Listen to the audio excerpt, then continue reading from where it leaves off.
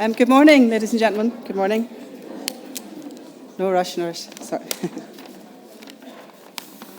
Appreciate there's been, I think, some travel delays this morning, so we just thought we'll give it a few minutes before we start.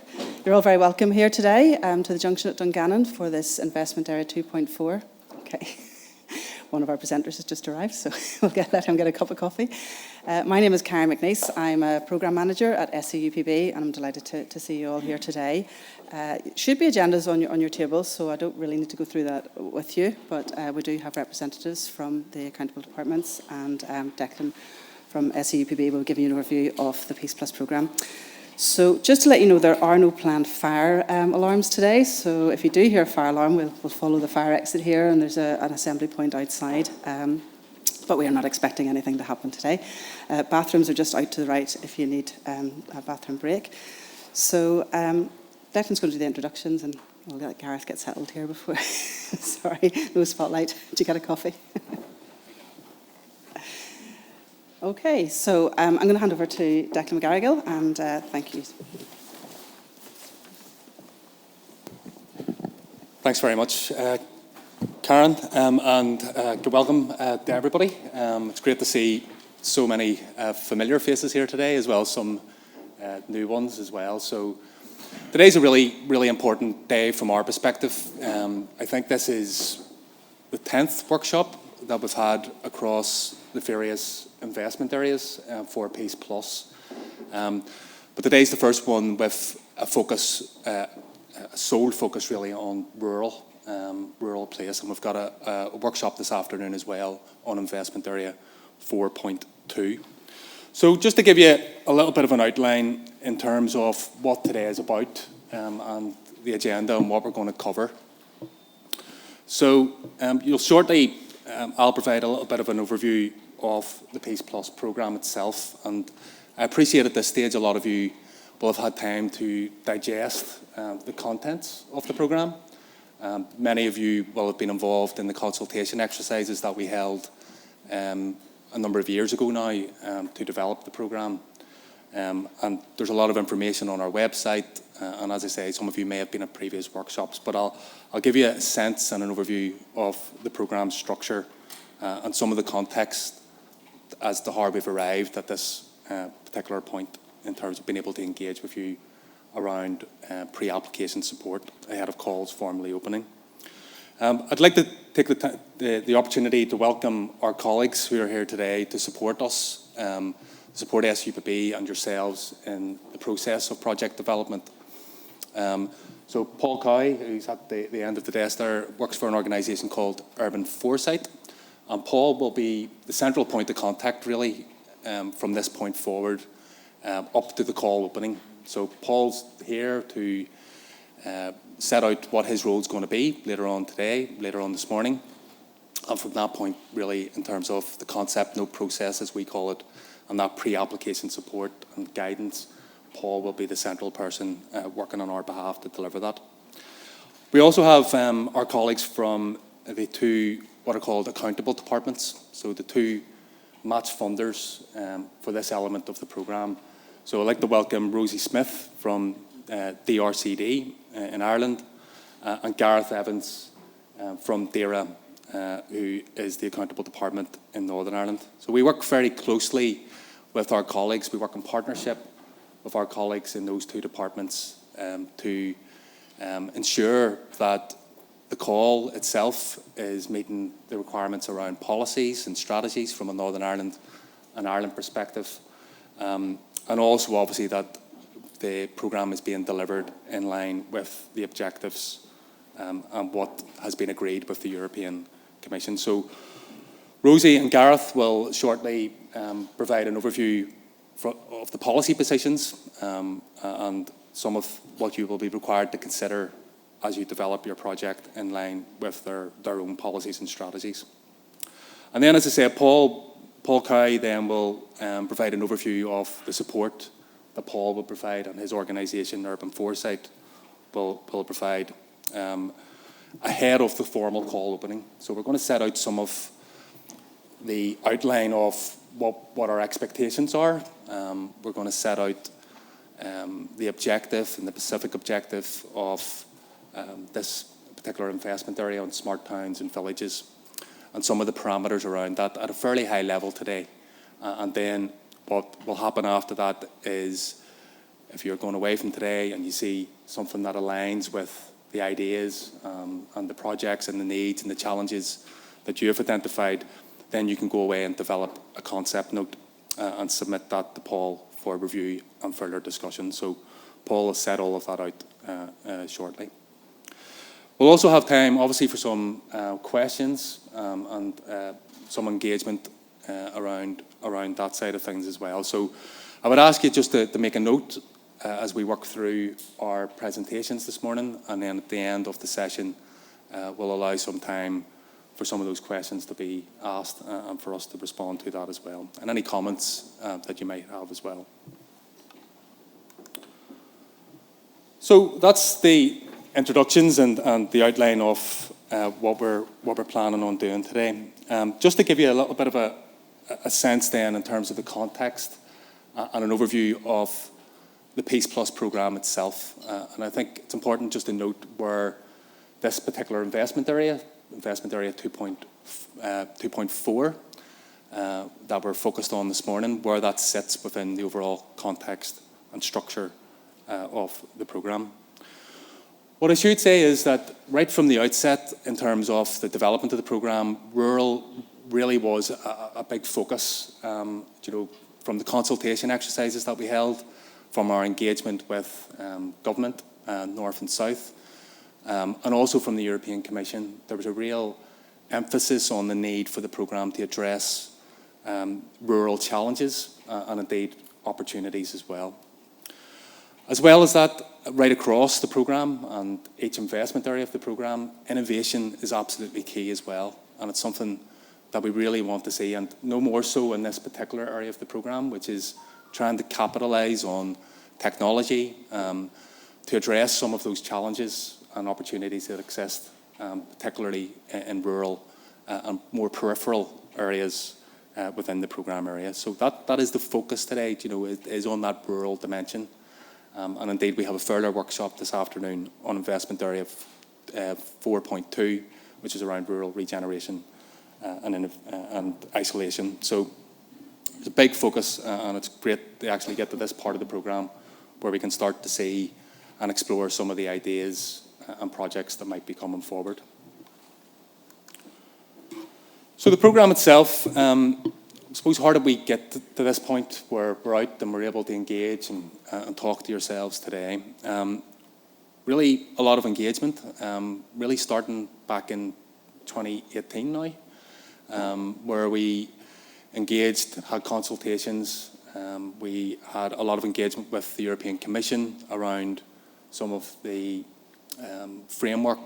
policy framework that was coming out of Brussels, as well as obviously that policy direction from a Northern Ireland and Government of Ireland perspective as well.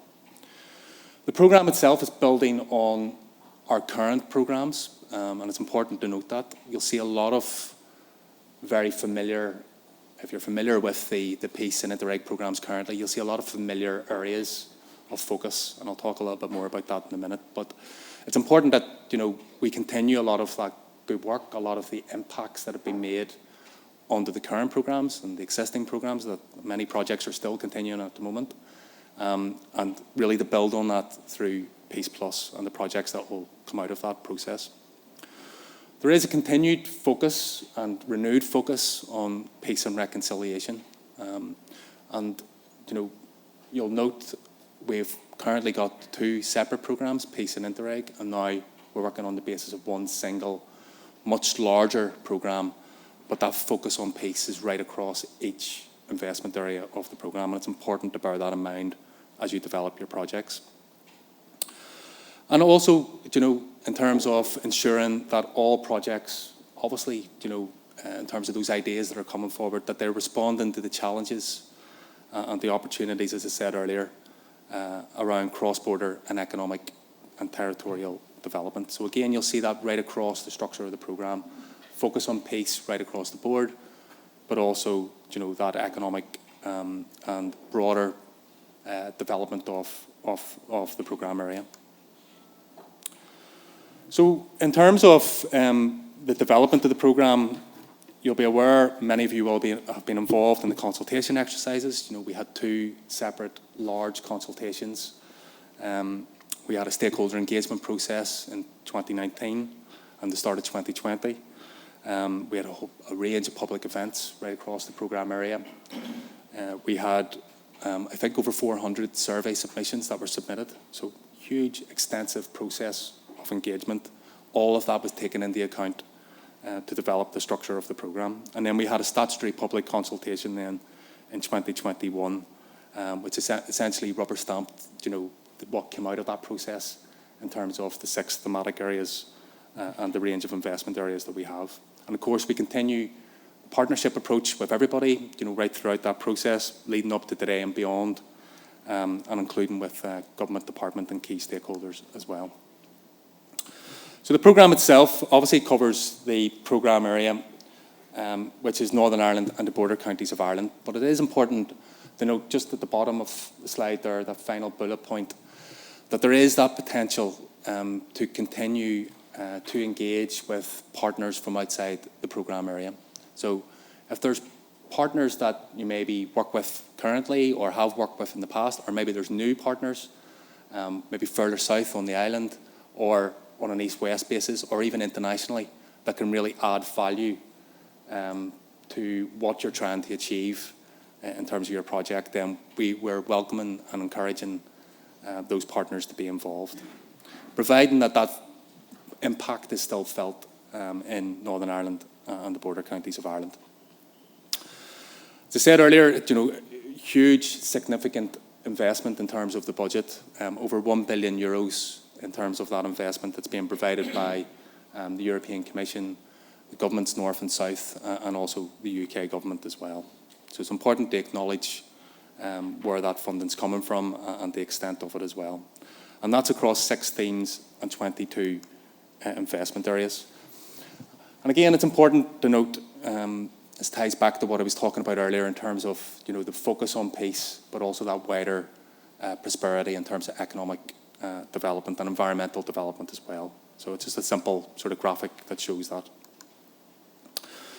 This is the structure of the programme, the 6 themes that have come out of the development process, which has now been approved by the 2 governments, North and South, and also adopted now by the European Commission.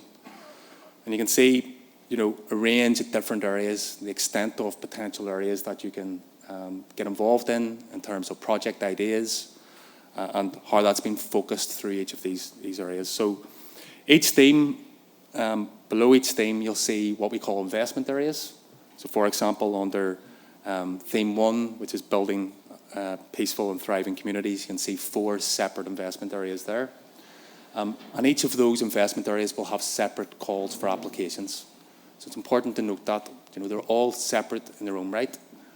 Obviously under the overall objective in terms of achieving peace and prosperity that the programme's trying to focus on, but they all will have separate calls for applications and potentially separate applications then that can be submitted on separate projects. So you can see, right from theme 1 in terms of that focus on building peaceful and thriving communities, and in there you can find, the local action plans. There's a co-design process a lot of local authorities are engaged in at the moment. There's also large capital investment there in terms of investment area 1.4 around shared space, re-imaging communities. And then right across the rest of the structure of the programme, obviously today, in terms of theme 2, delivering socio-economic regeneration and transformation, a range of areas in there around Innovation Challenge Fund, around skills development, and then highlighted is where we're focused today, which is around smart towns and villages. And then theme 3, which is empowering and investing in our young people. So continuing a lot of the work that's been done under the current Peace 4 programme, and a focus on young people. Theme 4, healthy and inclusive communities. And again, we've got a workshop this afternoon on investment area 4.2, which is rural regeneration and social inclusion. And then theme 5, very much responding and focusing on the climate emergency, climate change mitigation, the protection of biodiversity, water infrastructure, geothermal, and as well as that, transport as well. And then theme 6, which is the final thematic area of the programme, which is building and embedding partnership and collaboration.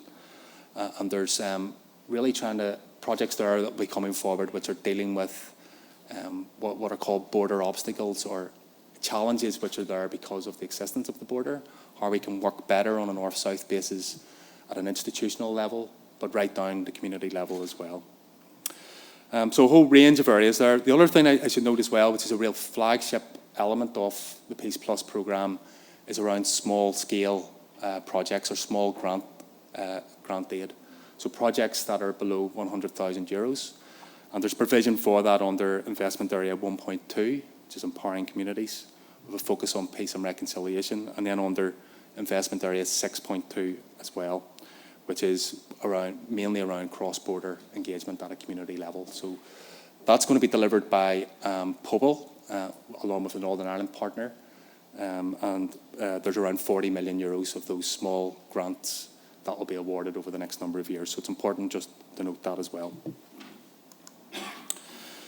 I think it's useful, at these workshops, just especially if you're new to these types of programmes and projects, just to give you a sense of what the project life cycle is briefly, and these slides will be available on our website. You can have a look at this afterwards as well. But we're really at the top of the slide at the minute in terms of the pre-development process, pre-application.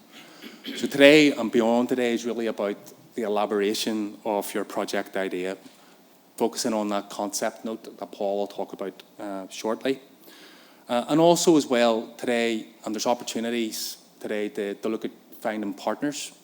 And hopefully in the way in, our colleagues spoke to you about this, but there's boards up around the room and outside, if you want to leave your details, and we can put some information up on the website as well. But use today as well as a networking session. I think, the first 10 workshops that we've had have been very beneficial in that respect, in terms of trying to find new partners, trying to engage and network. So it's important to do that today as well, and use that opportunity of being here in person. And then we'll proceed, over the coming months and indeed the coming years, through the application, obviously, which will follow. If you decide that you're submitting an application, then you'll do that through an online process. If you're successful then in terms of the assessment process, then you enter in then to contracting and starting your project, and then through to project implementation, and ultimately through to closure. Generally speaking, projects are around 3-4 years in terms of their length. But that's just a visual sort of representation of the life cycle of a project. And as I say, we're very much at that initial stage in terms of concept note development and elaboration of that idea. So just finally, I suppose, just on theme 2, again, just to show where this investment area 2.4 fits, around smart towns and villages. And there's €170 million, which is available overall around this thematic area, and Paul will talk to you about the allocation for 2.4 specifically. But as I said, they're all separate areas. They'll have separate calls for applications, and 2.4 will be no different in that respect.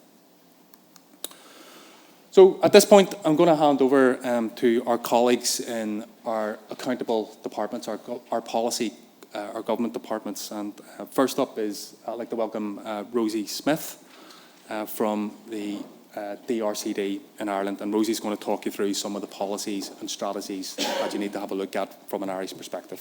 Thanks very much. Rosie. Thanks, Declan.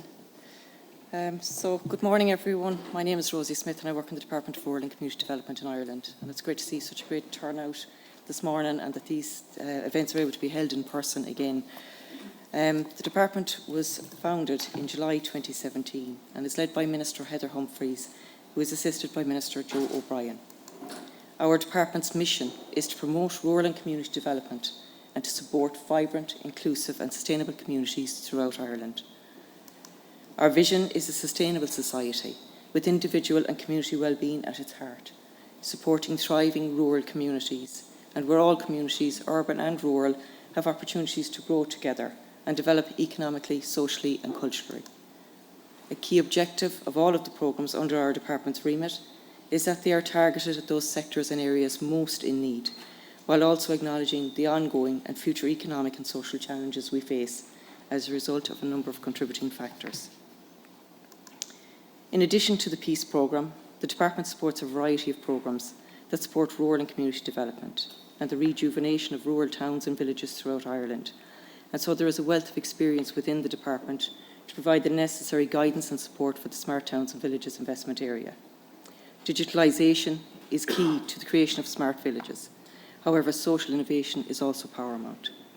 The LEADER programme, which is administered by the department, also supports the development of smart towns and villages in Ireland. Community groups and individuals often overcome local challenges by exploring and implementing practical and tangible solutions, and explore how services can be enhanced and sustained through the deployment of ICT tools. Smart villages and rural areas and communities which build on and enhance their existing strengths and assets through creative thinking and by embracing innovation to create desirable places for rural people to live and work. Our department is an accountable department for a number of the thematic areas under the PEACE4 programme, and under PEACEPLUS we are an accountable department for a number of the investment areas, including the smart towns and villages. The objective of this investment area is to reap the benefits of digitalisation for citizens, companies, research organisations and public authorities. And projects should display how technology will play a role in the meeting the identified and real needs of the communities they serve. This investment area places particular emphasis on providing greater access to and awareness of telecommunications. This investment area will support the development of smart towns and villages on a cluster area basis. Projects should be inclusive in nature and should involve cross-border and cross-community collaboration. Many of you here today have played a leading role in the delivery of peace programmes over the years and have had good success in the designing and development of programmes and in the transformation of vacant spaces and facilities within your areas into centres for communal, recreational and social use. You will need to ensure that the new proposals and programmes are aligned with the relevant government and EU strategies and policies as we look forward to what can be achieved over the lifetime of the PEACEPLUS programme. Projects should enable, accelerate and support strategic goals such as well-being, sustainability, economic growth and cross-border relationships. PEACEPLUS is additional funding and should not displace core public funding already provided. It should not duplicate other existing funds, and so project proposals need to outline how the project will directly contribute to peace and reconciliation. There must have a clear peace focus. Digital and online resources offer the opportunity to create new ways of doing things, promote innovation and breathe new life into local communities, making them more attractive places to live and work, as well as contributing to a more sustainable future, while also renewing and reinvigorating the local towns and villages. Be innovative and show us how the use of digital technology can unlock new innovations or create an intelligent process which can itself be a catalyst for change. Navigating EU funding can be challenging, and Urban Foresight are key contacts to provide you with support for this investment area. There are other organisations that may be a useful reference for you, and these include Access Europe, run by the Wheel, builds the capacity and supports the development of partnerships between Irish civil society organisations and European partners, as well as the creation of networks promoting participation in EU programmes and policy making. iCommunity focuses on North-South collaboration and bringing communities together to explore shared challenges, including rural connectivity and digital inclusion, to come up with new ideas and responses that could become joint projects. This is a joint initiative by the Wheel and NICFA. Enterprise Ireland is the agency responsible for strengthening the engagement of enterprise with research and innovation and for supporting in-company innovation, research and development via financial assistance, advice and access to key skills. The Leading in a Changing World strategy up to 2024 outlines that increased levels of investment in innovation, digital adoption and transformation are essential to strengthen and productivity and operational effectiveness of Irish enterprise, developing high-value products and services and delivering competitiveness on international markets. Their ambition is to build enterprise capacity in innovation by providing enhanced long-term funding measures that are customised to clients' unique needs. And enable companies to start their digital maturity through a suite of advisory and funding assistance. Under the New Decade, New Approach, the Irish Government is committed to working with the Northern Ireland Executive through the North-South Ministerial Council to help deliver projects that will benefit people across the island of Ireland, North, South, East and West. We are committed to ensuring that the PEACEPLUS Programme, which will build on and continue the work of peace and Interreg, will continue to support reconciliation and harnessing the opportunities of peace for all. In my next few slides, I will outline a number of key documents from an Irish Government perspective, including, under the Programme for Government, Our Shared Future, we have committed to working with our EU partners and UK Government to secure the necessary funding for the EU PEACEPLUS Programme, to contribute to peace-building initiatives, and to working with all communities and traditions on the island to build a consensus around a shared future. Project Ireland 2040 outlines that by carefully managing the sustainable growth of compact cities, towns and villages, will add value and create more attractive places in which people can live and work. Investment in digital connectivity, in skills, talent and physical infrastructure will create new opportunities to support economic competitiveness and enterprise growth. The National Plan up to 2030 outlines that digital connectivity will enhance our competitiveness, enabling more quality jobs in urban and rural communities, and will provide an improved quality of life for citizens and communities across the country. Our rural future. Does it never come up here?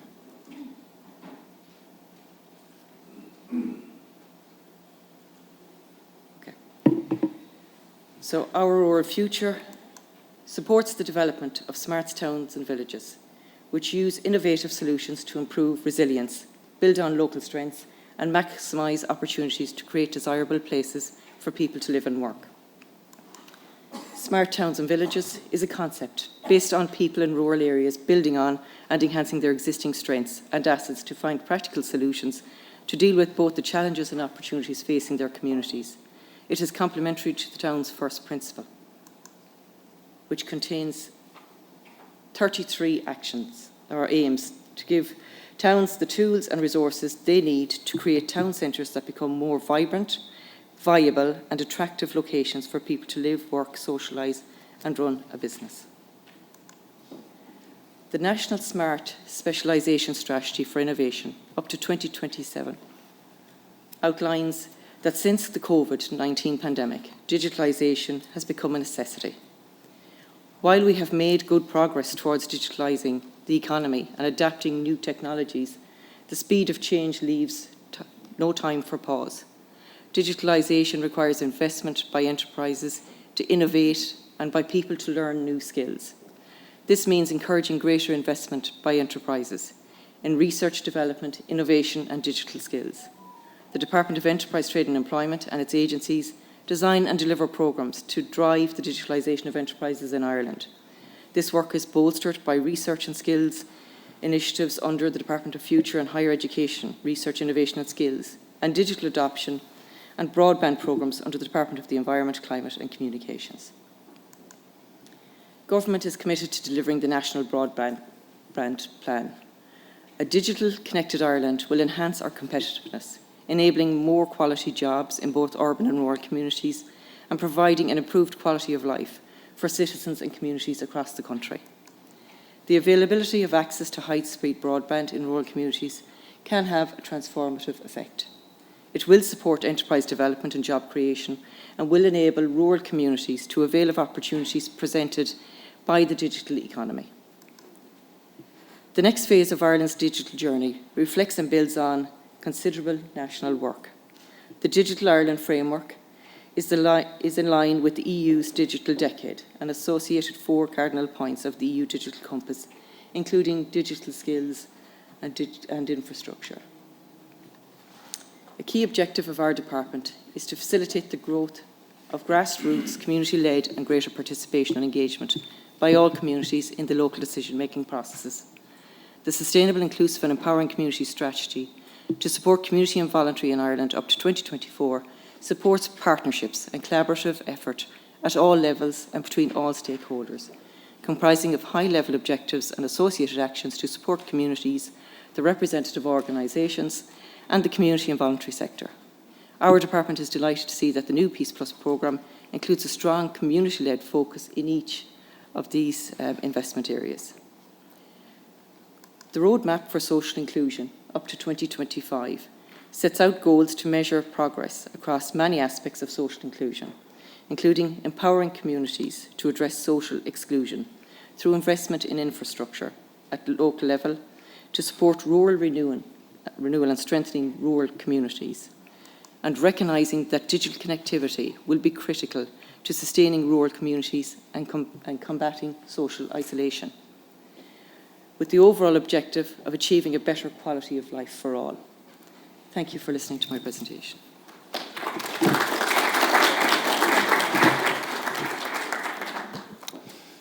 Thanks very much, Rosie. And as I said, look, all of this will be available afterwards as well if you need to go back and refer to slides that you've heard today. So at this point, I'd like to welcome Gareth Evans from DAERA, who'll take you through the Northern Ireland position. Thank you.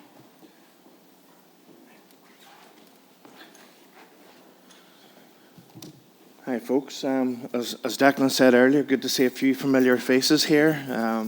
I can see at least one person in every section of the room that I recognise. So, as Declan said, I'm from DAERA, from the Rural Affairs side of things, and from a policy perspective, we've been working on the last while on our rural policy framework to create this vision of an active landscape, a living, working landscape with sustainability at the heart of it. And really the framework itself is we have a separate strapline for it to create a rural community where people want to live, work, be active, environmentally sustainable and in a responsible way. And today, I suppose, is really all about people wanting to live and work in rural areas. Declan had mentioned that they have 6 thematic areas. Well, under our framework, we have 5 thematic pillars. They are completely different from the thematic areas, by the way. There's no correlation between them. But the one that matches best with 2.4 is connectivity. And that's really all about creating better links between the urban and rural areas, and also better links within rural areas. So whenever we had our rural policy framework, we had a number of working groups, and those working groups took a thematic pillar and basically did research on it, investigated it, and at the end of that came up with a number of key findings. So the key findings that would be most applicable to 2.4, I think, are listed up there. Things like pressure on infrastructure because people are using the roads, so why not get them off the roads, let them work closer to home. We need better services, better quality services, services that have a reasonable travel time to get to. Infrastructure gives you better education and employment opportunities. The big one, which we've all been aware of, I think, over the last while, is remote working, because of COVID, has suddenly brought all of this to the fore.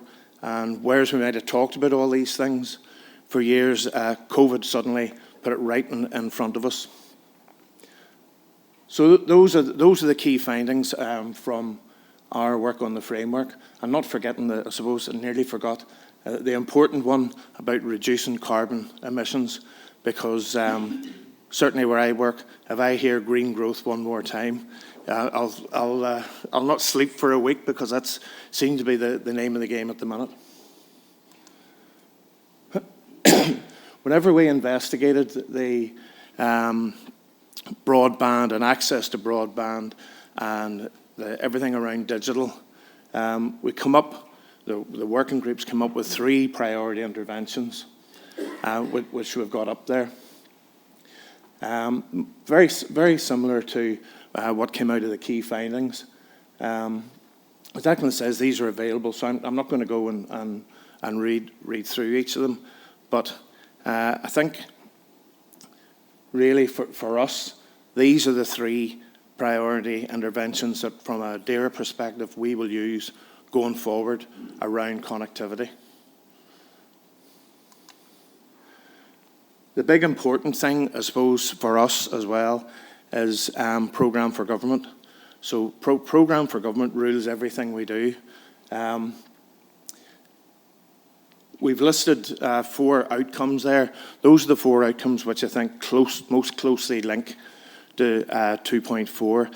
And I suppose the reality for us, for DARE, is when we talk about 2.4, we are talking about digital hubs primarily. Whenever we were putting the programme together with our colleagues in SEUPB and the RCD, we had talked about mobile hubs, and it is still in there, still in the documentation, but I think increasingly we're thinking that we've moved away from that because COVID has kind of brought digitisation more to the fore for people and given people more access to digitisation. And I think really, certainly from a DARE perspective, what we would like to see happening is the development of proper digital hubs. And by digital hub, I don't mean a facility that you can hot desk in. It's more than that. It's a facility where you can actually create local jobs, where you can entice companies out of Belfast, out of Derry, out of wherever, into local communities, where you can give young people an opportunity on their doorstep, where maybe before they would have had to think, well, the only way I'm going to get a job in IT is to go down into Belfast. So it's creating the opportunity to do that locally. And I think, certainly from our perspective, that's what we would like to see coming out of this particular measure, the theme. I know there's people in the room here, I'm not even going to look at them, but who are engaged in developing things like this anyway.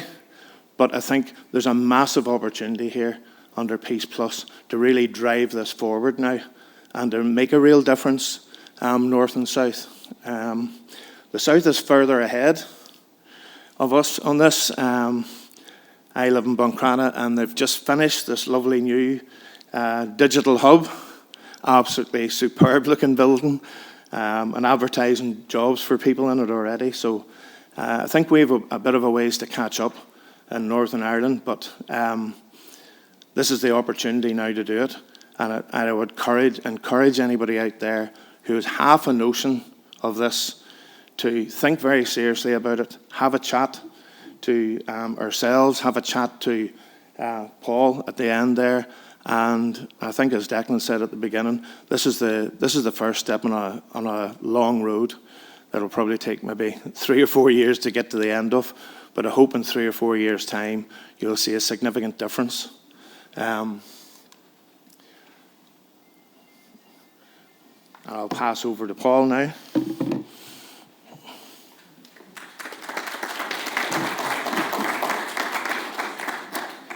Thanks very much, Gareth, for those really important points. And I suppose just to reflect on one thing that Gareth said was about, maybe if Ireland's a little bit further ahead, maybe than where things are in Northern Ireland. That's the purpose of this as well. It's about sharing that learning. That's where the added value of these cross-border programs comes through. So just to make that point.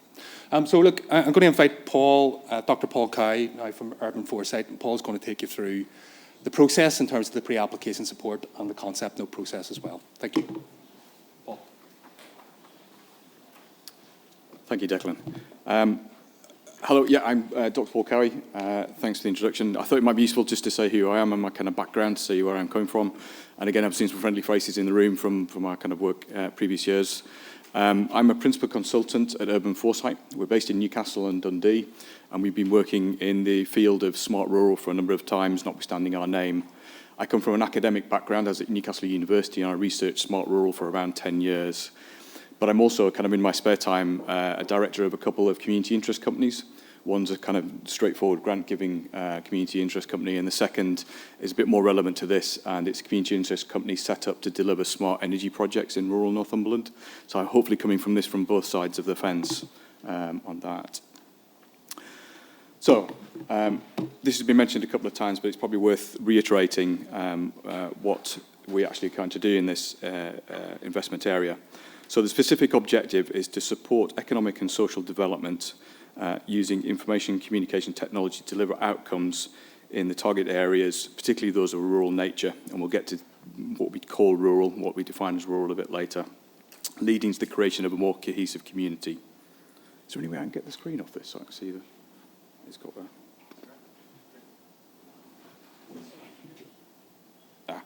apologies, it was covering the screen.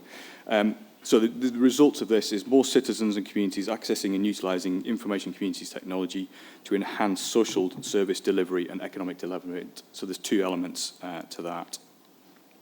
So what are we seeking to achieve? This investment area is an area in which collaborative cross-border approaches are proven to deliver considerable benefits to citizens in the programme area. And we just heard that from Gareth in the previous thing, that the examples from both sides of the border are really useful to be sharing. So how is this going to happen? Through working with a range of stakeholders to develop smart solutions to challenges facing rural communities. And this should build on existing collaborative relations and services on a cross-border basis. There's no point reinventing the wheel if the kind of solution is already known or has been developed elsewhere. Learn from kind of experience and what's happening. And there's a lot of learning out there we found when we were talking to people last year. So what do we mean by smart? And I think this, again, has been mentioned a number of times in different presentations, but it's worth kind of emphasising. Smart means using technologies to enable, accelerate, or support the strategic goals such as economic growth, well-being, sustainability, and cross-border relationships. This means placing technology at the service of wider societal goals and tackling major rural challenges. So this technology, the ICT, isn't the end in itself. It's an enabler. It's something that you would use to deliver the other solutions. And that's what's going to be important, I think, about this element, this investment area, that kind of changes slightly from other kind of smart projects that have gone before. So who needs to be involved? Suitable cross-border partnership with the capacity to deliver on all the outputs and results is required, and I'll make a bit more detail about what we mean by that and what that means in practice across border. Partnership able to develop the solutions and have the capacity to influence, to develop socially driven, technology-supported projects to enhance the social and economic well-being of people in the programme. Most communities kind of know what they want to do and understand the problems that they're facing, but the solutions might not be within their grasp. They might not have the specific knowledges about technologies or understandings of how to deploy those technologies. So these kind of wider approaches to bringing external knowledge are really important for this particular investment area. So the kind of the partnerships that you're going to build today and as you go away from today need to include a kind of diverse range of partners that bring the different knowledges that you need to be able to deliver a smart solution. And we might speak, and I'm happy to chat about that in the process. So the partnership also needs to be able to develop and implement the project within the project's lifetime. So we've heard it's about 3 or 4 years, so that's quite a long, sustained project to be able to deliver. So the total budget for this investment area is £30 million, and that's a mixture of ERDF money and input from the government and the supporting partners, as we heard. And it's 100% eligible to cost because of the top-up and the way it's worked. 100% of eligible project costs can be sought from this, so it's a really good opportunity for that. We've heard a little bit from Gareth about the scope and range and the things that the different accountable bodies want to see out of this. And some of the ideas that we might, the scope and range needs is built on ICT to enable these additional benefits, so the community and economic developments. We've heard Gareth talk passionately about the mobile digital hubs. What I would say about that, I suggest, is that these need to have a specific focus, not just hubs for the sake of a digital hub, as I say, a co-working space. It needs to have a specific purpose and understanding of what it's trying to do and what outputs are trying to deliver. Transforming existing assets, these could be infrastructure, transport assets, ICT, but again, with that caveat, it needs to be supplemental to, not replacing existing things that are happening elsewhere. Mentoring programs, there's a lot of knowledge in this room about how to deliver this. People have been delivering this already, so there's a chance to do that. Digital clusters, perhaps working with the knowledge institutions, FE, HE institutions, to share knowledge around digital clusters, skills and training, things like that. And then there's a particular focus on this around social enterprise and innovation-led projects. How do you measure change? The project must result in a new jointly developed solutions. In addition, PEACEPLUS requires you to consider, integrate and demonstrate how this project contributes to a more peaceful, prosperous and stable economy in the Northern Ireland and across-border countries. I think most of you have been involved with PEACEPLUS before, so I kind of don't need to go into that too much detail. And Declan's mentioned that in his presentations about what that means in terms of cross-border, cross-community peace things. There are two kind of output and result indicators. So 9 jointly developed solutions and 9 solutions taken up. So that'll give you an understanding of the scale, given the budget of the individual projects and project consortiums that you'd be looking to on that. So what support and advice can I offer as the pre-application support and through the concept note? So the concept note itself, for those who aren't familiar with it, is an uncomplicated form, 3 pages with a page of guidance. And it's intended to provide a very high level of the project details. And there are some kind of 5 questions that you need to go through, and I'll go through those individually next, 300 to 500 words, so it's very light touch. And the advice from ourselves is available to you both pre the concept note and after the concept note, so we'll help you both sides of that. There is a deadline to return those concept notes to me, 26th of April 2023, and it's coming to me directly, not SEUPB. So my contact details are on there, and these will be shared, so don't worry about if you didn't get this down, and I can always tell you later about that. So, prepare and plan. First thing we need to do is, there's a lot of overlap. Because SMART is quite not a nebulous concept, but it's not particularly well defined, it has a lot of overlap with some of the other investment areas. The first thing you need to think about is this investment area an appropriate avenue for your project idea, or are one of the other investment areas more appropriate on that? And we'll talk you through that, and we'll signpost you if the project that you're developing isn't necessarily appropriate for 2.4.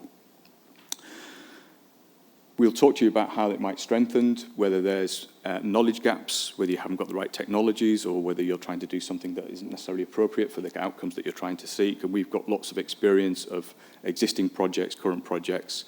We've got quite a big catalogue of case studies, and there's lots of information from other projects, Smart Villages and EU projects and things like that we'll be able to help you with, so you could learn from kind of best practice elsewhere, both in the UK and across Europe. And we'll help you explore these ideas and hopefully play a bit of a matchmaking role as well as what's happening today to link you with the relative partners. If 2 projects have very similar aims and goals and trying to do the same things, it makes sense to try and bring those together into a single project. So from today, 15th of March, if you're interested in becoming a project leader, you'll be able to start developing the concept note and submitting it. The concept note covers some, but not all of the questions that will be in the application proper, so it's just a starting point. It's not kind of intended as a development of that. And it'll hopefully put the foundations in place for you to develop a really strong project and be able to kind of hit the ground running when the full call comes out. It's not a formal application and it won't be scored, so it's just a method of helping you develop the concept, improve the concept, and make the partnerships, build the partnerships you need for the full concept. So question 1 of the concept note is about your project. So how is it being identified by project? We need to see there's an absolute need in the community for this intervention. It's not being done to the community, it's being done with the community. And in particular, how does it align with the PEACEPLUS, and in particular the investment area 2.4, what you're trying to achieve? To that end, to do things with communities, it needs to be developed on an area-based approach. So clusters of communities or bringing communities together. And it uses a social innovation-led approach to maximise the potential of ICT to deliver the social and economic outcomes in that. So a socially led approach means that you're involving the community, consulting with the community, so that they're delivering the kind of necessary technological invention that benefits them, as I say, not doing things to them. And finally, that point that we've made a number of times, technology is an enabler, not an end in itself. So we want to see technology being deployed to bring about a further goal, a broader goal, including these things like environmental inclusion, sustainability, social inclusion, and cross-border relationships. So how will your project result in a jointly developed solution? So the idea with this project is that it's jointly developed, and I mentioned already the knowledge aspect of it, the different knowledges that you'll need to take on a technology and a smart project. And these are part of the results indicators. So they scaled up or contribute to this result indicator. So we need to see evidence that it is a jointly developed project on that. Cross-community, cross-border. So what geography or areas will the project cover? And how is your project cross-border? Is it on the basis of involving communities on both sides of the border? Is it sharing knowledge through knowledge institutions both sides of the border, or borrowing best practice from one side of the border and sharing it across? How is the shared approach or design different or improved by operating on both sides of the border? And I mentioned, sorry, the last one is the knowledge institutions from both sides of the border. And that goes to Declan's point that these might be outside the particular investment area. So if a knowledge institution is outside the area, that doesn't necessarily bar it to being part of the consortium or the project from there, if that knowledge is what you need to have to deliver an effective programme. So we also need to know about the team, about the project lead, about who's going to be implementing it, which staff are doing what. Can you demonstrate that you have this suitable experience and qualifications to deliver the type of project that you're doing? Are you being an intelligent client of the technologies that you're bringing in? What are the practical arrangements for implementation? Some projects might involve deployment of equipment or things in particular areas that might need planning. It might need other consents and things like that. So is there structures in place that deliver that? And what's the rationale for the partnership being brought together? What different knowledges, what different experiences, what different community are they bringing together? And what's the structure of the partnership? Question 5 is value for money. Has it been appropriately costed?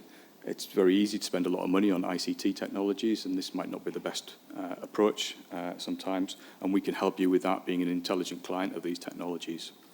Are you using competitive tendering if it's appropriate for particular things? And obviously that builds in delays or builds in timescales that you need to be aware of. What inputs achieve required outputs, and will the results meet the overall objectives? We're happy to help people develop theories of change or logic models if that's a way of structuring these kind of thoughts about the inputs and outputs and outcomes and things like that. And we're very happy to do that if that's the way that you operate and work this out.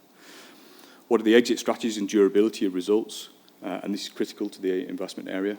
A lot of smart projects fade once the original funding, particularly if there's expensive equipment to maintain and information to be managed. How will that be managed once this programme finishes? Have you thought about the exit strategies and things like that?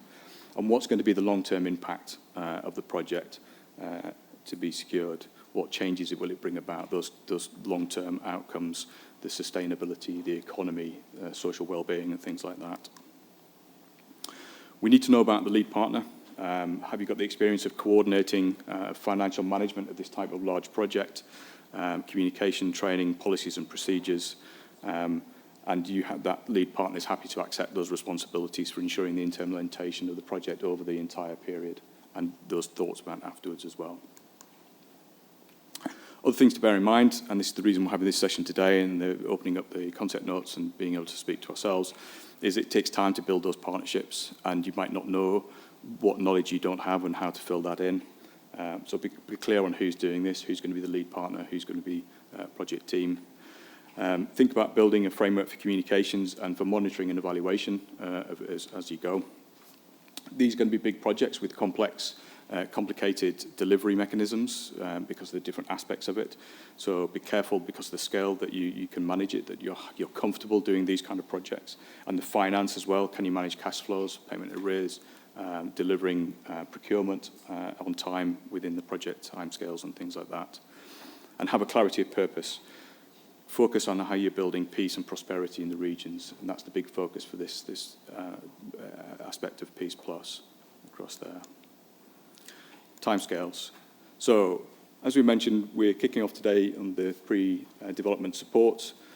The completed concept notes need to be with me by the 26th of April, but if possible, as soon as possible, and please get in touch if you're thinking about it, and I'm happy to chat to people prior to the concept note being put in. We'll give feedback within 15 working days of receiving your concept note, And then further support will depend on both the fit and the quality of what's outlined in the concept note. So we'll be able to take some of these forward and help you develop in preparation for the call, which will be coming later on. And I can't remember, I don't know what to say any more about that. But yeah, so questions, there's my contact details there again, but this will be available in the slides when it comes around. But I'm afraid I've got to shoot off fairly quickly, but I'll be around after, so I can happily speak to people about this on a one-to-one basis today for a while. So, do you want to say that? That's probably, yeah. Thanks very much, Paul. Thank you.